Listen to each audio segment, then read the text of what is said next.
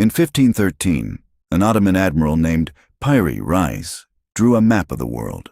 It showed Europe, Africa, and the Americas with an accuracy that stunned researchers when they studied it centuries later.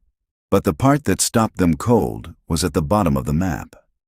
A detailed coastline, one that researchers in the 1960s identified as Antarctica, a continent that wasn't officially discovered until 1818, and the coastline shown doesn't match Antarctica's current ice-covered surface. It matches the rocky coastline beneath the ice, a landscape that has been buried under glaciers for thousands of years. How did a map drawn in 1513 show something that shouldn't have been visible for millennia?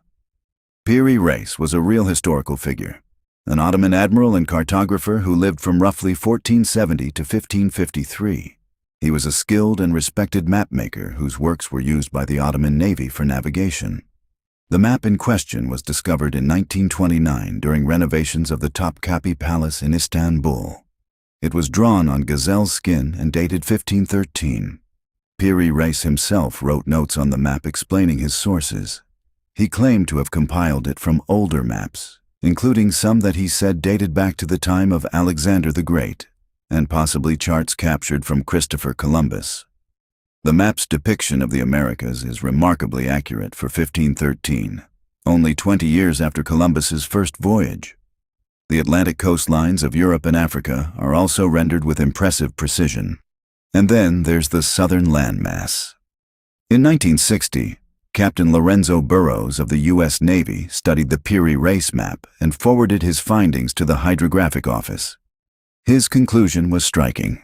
The southern coastline on the map appeared to match the subglacial topography of Antarctica, as revealed by modern seismic surveys. In other words, the map showed not just Antarctica, but Antarctica as it looked before it was covered by ice. A coastline that hasn't been visible since roughly 4000 BC at the earliest. If accurate, this raises an almost impossible question. Who mapped Antarctica's ice-free coastline? And how did that information survive to reach Piri Reis in 1513? Most mainstream historians are skeptical of the Antarctic interpretation for good reason. The southern landmass on the Piri Reis map doesn't match Antarctica precisely. It's distorted, exaggerated in size, and connected to South America in ways that don't match reality. Many cartographers of the period included a hypothetical southern continent on their maps, a landmass they called Terra Australis Incognita, based purely on the theoretical assumption that land in the south was needed to balance the world's northern land masses. The resemblance to Antarctica may be coincidental pattern matching. Humans are extraordinarily good at finding familiar shapes in ambiguous data. Here's what keeps this debate alive. Even if the Antarctic interpretation is wrong, the Piri Reis map's overall accuracy remains difficult to fully explain given the tools and knowledge available in 1513. The source maps Piri Reis claimed to use, some allegedly ancient, have never been found.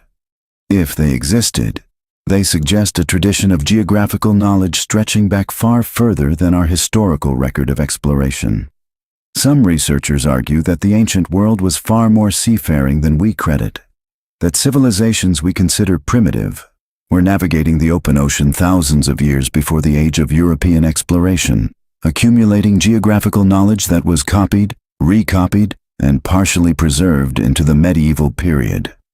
We have no proof of this, but we also can't fully account for where Piri Reis got his information.